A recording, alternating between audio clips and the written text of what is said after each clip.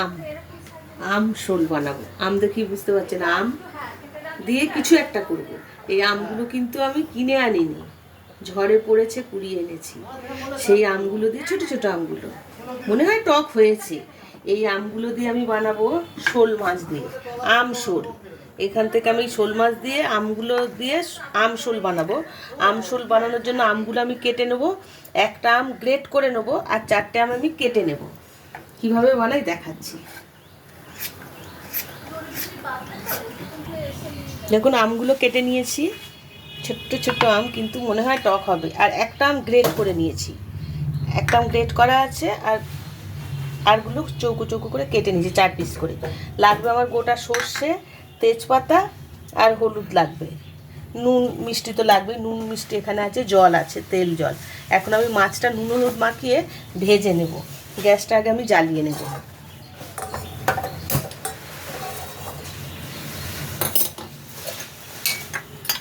কড়াইতে তেলটা দিয়ে দিই, তেলটা গরম হতে থাক, এর মধ্যে আমি মাছটা নুন হলুদ মাখিয়ে নেব।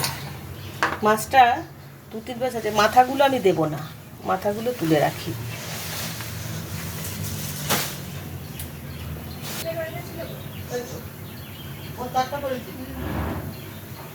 টকে দেবো তো, মাছটা একটু কড়া করেই ভেজে নেব। এখন দেবো এই নুন,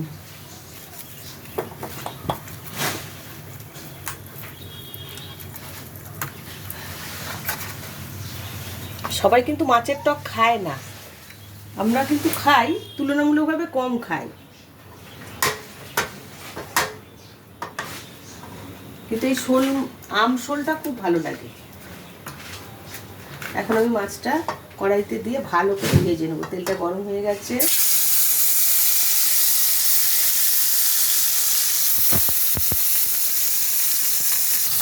মাছটা ভাজা হয়ে গেছে, মাছটা আমি এখন তুলে নেব।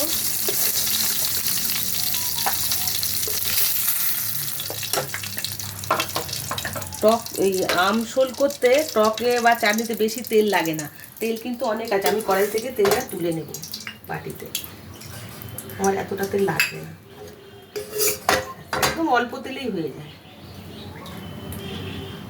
এই তেলের মধ্যে আমি এখন দেবো এই যে সর্ষে ফোড়ন দেবো, কালো সর্ষে ফোড়নে দিলাম, দেবো একটা শুকনো লঙ্কা, ছোট্ট একটা শুকনো লঙ্কা দিলাম,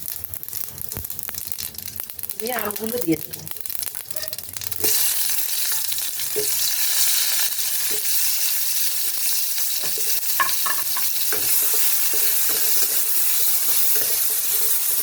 ভালো করে একটু নাড়াচাড়া করে একটু হাফ ভাজা ভাজা মতো করে নেব।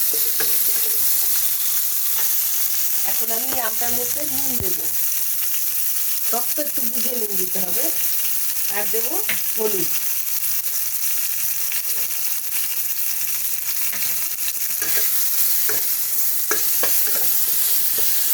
এখন আমি গ্রেট করে রেখেছি যে আমটা, সেটা দিয়ে দেবো আমি এর মধ্যে। একটু ভালো করে নাড়াচাড়া করে আমি এখন জল দিয়ে দেবো।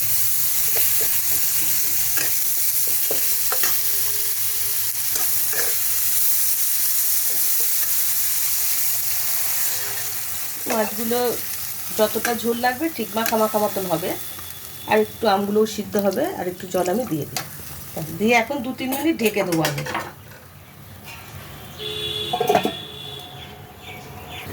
2-3 মিনিট হয়ে গেছে, এখন আমি ঢাকাটা খুলে দেখি আমটা সিদ্ধ হয়েছে কিনা।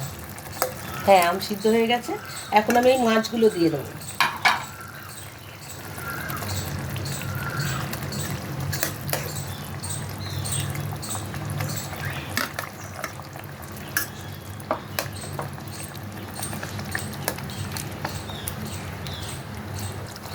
এবার আরও 2 মিনিট আমি ঢেকে দেবো।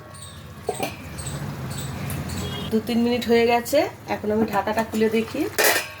হ্যাঁ, একদম রেডি হয়ে গেছে আমশোল। একটু চিনি দেবো আমি, মিষ্টি হবে না কিন্তু টকের ব্যালেন্সটা ঠিক হবে, তার জন্য আমি একটু সামান্য চিনি দিলাম।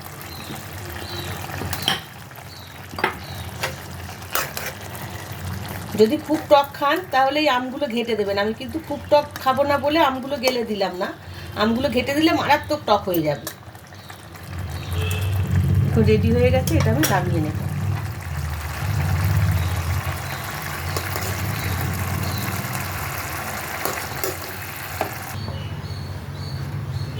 রেডি হয়ে গেছে আমশোল। যারা টক ভালোবাসেন তাদের পক্ষে কিন্তু খুব ভালো খাবার এটা, মানে আমশোল, এটা ভাত দিয়েই ভালো লাগবে।